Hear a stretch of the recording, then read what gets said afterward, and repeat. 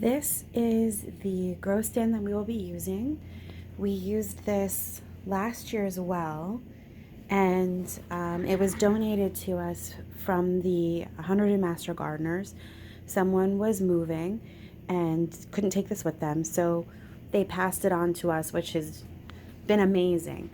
So this came from Gardener Supply Company. These stands are upwards of about $700. It has 3 levels, and each level holds 2 10-20 trays. So the 10-20 trays, from what I've seen, are the standard measure. It's a 10 by 20 tray, and then all of the pots and things that you can purchase to go in it fit in it perfectly, from 3 by 3 pots all the way up to like a 72 cell tray. So I have this set up on a power strip with a timer for each level, because different levels I might have different lengths of sunlight. So if I turn this on, we can see this lights up pretty well. For some reason that one in the back isn't working. I can't quite figure out why. I tried switching the bulb and it still didn't work, so I'm going to play around with the connections and just make sure they are all accurate. These timers cost about, I think about $6 at Walmart. You just push down the part where you want it to be on, and then pull up the part where you want it to be off, and you set the time that it is now, which I need to fix, it looks like. So that's what I'll be using for this, for the seed starting at the food pantry for the community garden. All right, so here is what I'm going to be doing for the seed starting mix that I'll be using when I start seeds for this season. I purchased this container. It's 30 quarts, 7.5 gallons at Walmart. I think it was under $10. I don't remember the exact amount though. I chose this one because it is not clear.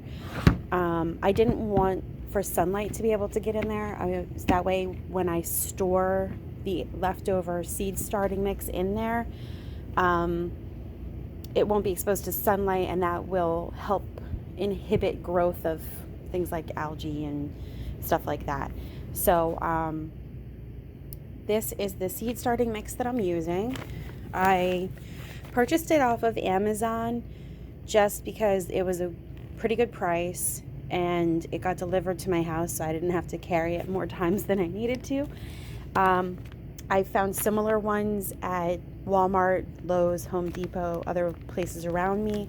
Last year I think I used Jiffy Organic, and that's what's in here, is the tiny bit that I still had in the bag from last year. So I'm going to empty this package into this bin, and then I'm going to add some water just so that I'm starting with a damp mix. It'll make it easier to work with when I'm putting the seeds in there.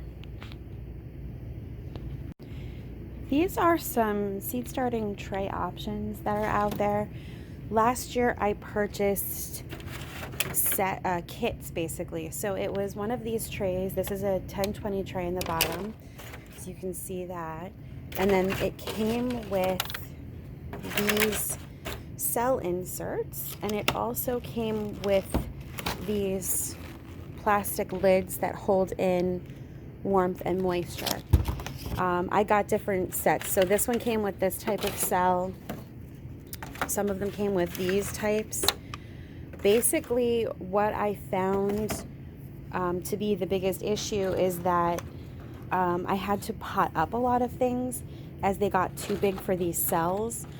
I did onions, tomatoes, peppers, and some herbs. That was primarily what I was the most successful starting in the grow stand.